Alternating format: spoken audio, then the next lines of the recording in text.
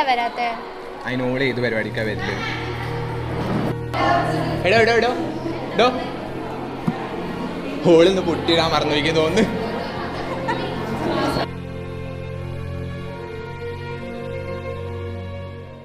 മതിയായി. മരിക്കും വരെ ചിരിച്ചു കാട്ടി പിടിച്ച് നിൽക്കാൻ വയ്യ.